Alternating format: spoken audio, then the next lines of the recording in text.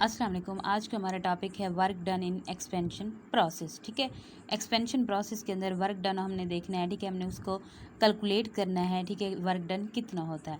अब कंसीडर करते हैं कि हमारे पास एक सिस्टम है। ठीक है, अब हमें इस सिस्टम की एनर्जी को चेंज करना है। ठीक है, मतलब कि इसको एक स्टेट से दूसरी स्टेट के अंदर हमने लेके जाना है। ठीक है, इसकी एनर्जी को हमने क्या करना है, चेंज करना है। ठीक है, और उसे यानी कि एक स्टेट से दूसरी स्टेट से के अंदर हमने लेके जाना। ठीक है, अगर हमें किसी सिस्टम की एनर्जी को चेंज करना हो, ठीक है, यानी कि हम ये कह सकते हैं कि कम से ज़्यादा या ज़्यादा से कम करना हो, तो हमारे पास दो ऑप्शन होते हैं। ठीक है, अब वो दो ऑप्शन कौन से होते हैं, या तो हम क्या करें कि उसको डायरेक्ट हीट सप्लाई कर दें। ठीक है, यानी कि हम इस सिस्टम को हम क्या करते हैं कि हम डायरेक्ट हीट सप्लाई कर देते हैं। अब हीट की अगर हम बात करें तो थर्मोडायनेमिक्स के अंदर जो हीट है, हीट को हम स्मॉल क्यू से शो करते हैं। ठीक है, यानी कि स्मॉल क्यू से रिप्रेजेंट किया जाता है। अगर कहीं पे भी हम क्यू स्मॉल क्यू का इस्तेमाल किया जाए तो आप फ़ौरन से समझ जाइएगा कि स्मॉल क्यू क्या है, हीट है हमारे पास। ठीक है, अब ये ऑप्शन तो हो गया कि हम उसको डायरेक्ट हीट सप्लाई कर दें सिस्टम को। इससे क्या होगा कि उसकी स्टेट के अंदर चेंज हो जाएगा, चेंज आ जाएगा। ठीक है, लेकिन अगर दूसरा ऑप्शन अगर हम देखें तो हमारे पास दूसरा ऑप्शन इसका ये होगा कि या फिर हम सिस्टम के ऊपर वर्क डन कर दें। ठीक है, हम इस सिस्टम के ऊपर वर्क डन कर दें।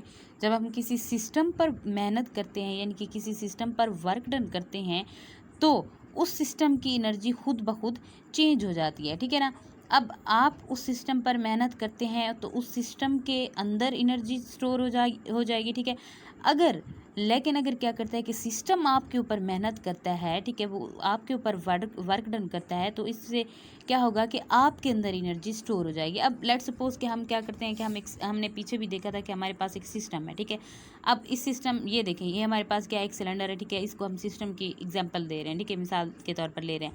अब हमारे पास एक सिलेंडर है। हमने बोला था कि सिलेंडर के अंदर क्या है, हमारे पास एक गैस है। ठीक है, गैस हमने भरी हुई है।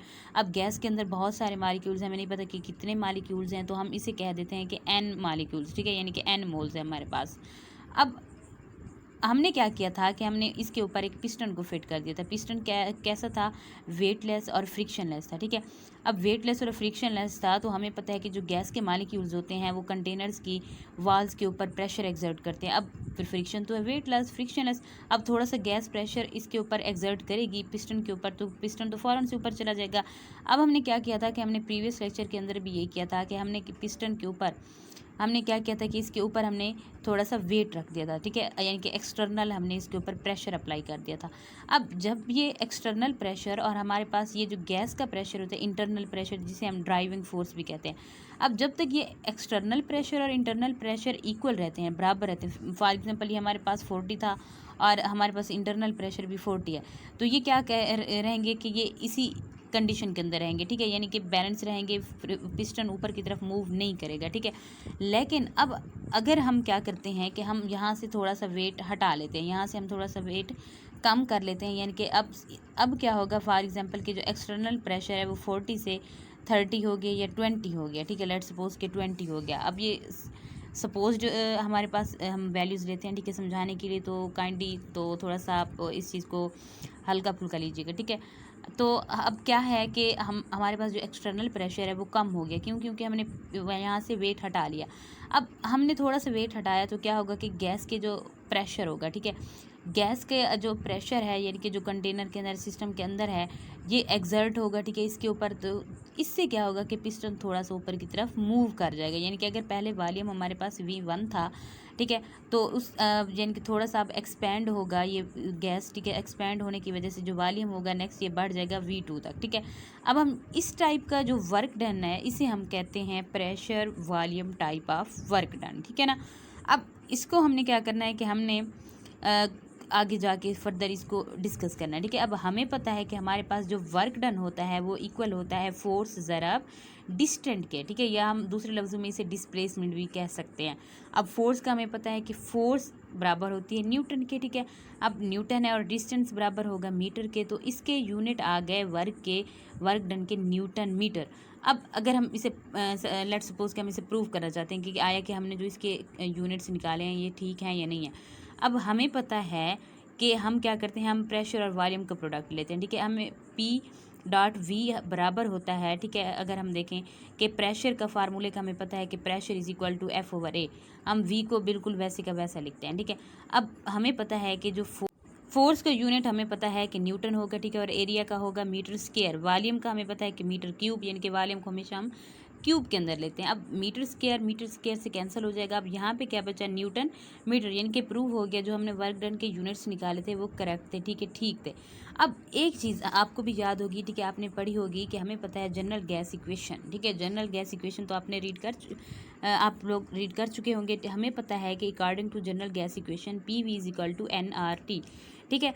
अब हमने यहाँ पे प्रेशर वॉल्यूम का प्रोडक्ट लिया, ठीक है, हमने ये देखा कि प्रेशर वॉल्यूम का के जो यूनिट थे वो भी न्यूटन मीटर हैं, ठीक है, और वर्क डन के जो यूनिट थे वो भी न्यूटन मीटर है। हम यानी कि इनको इक्वल ले सकते हैं ना, तो हम यानी कि ये कह सकते हैं कि जो PV है वो इक्वल होगा वर्क डन के इज इक्वल टू nRT, ठीक है। अब ये हमारे पास चीज़ आ गई। अब हमें पता है कि अब उस सिस्टम के अंदर वर्क डन हुआ है, ठीक है, हमने ये देखा था कि पीछे भी हमने इस वीडियो के अंदर देखा था प्रीवियस लेक्चर में कि हम क्या करते हैं कि अगर हम थोड़ा थोड़ा करके वेट हटाते जाएं यहाँ से, तो क्या होगा कि जो प्रेशर होगा गैस के मॉलिक्यूल्स का वो एक्सर्ट होगा इसके ऊपर। पिस्टन थोड़ा सा ऊपर मूव करेगा, जब पिस्टन मूव करेगा तो गैस एक्सपैंड होगी, जब गैस एक्सपैंड होगी तो ऑब्वियसली उसका जो वॉल्यूम होगा वो चेंज होता जाएगा, ठीक है। अब हम ये वर्क डन मालूम करना चाहें तो हम कैसे मालूम करेंगे, ठीक है, इसकी इक्वेशन को कैसे मालूम करेंगे। हमें पता है कि W is equal to minus force ज़रा डिस्टेंस, ठीक है। अब माइनस यहाँ पे क्यों है, ठीक है, क्योंकि फोर्स क्या है, अपोजिंग है, ठीक है, हम अपोजिट जा रहे हैं। लेट्स सपोज कि हम क्या करते हैं कि हमारे पास कोई गेंद लेते हैं, या लेट्स सपोज हम ये बाल पॉइंट को देखें कि बाल पॉइंट हमारे पास ऐसे नीचे पड़ी हुई है, ठीक है, हम इसे क्या करते हैं कि हम इसे उठाते हैं, ऊपर की तरफ लेके जाते हैं, ठीक है, हम एक ख़ास लिमिट तक ऊपर लेके जाते हैं।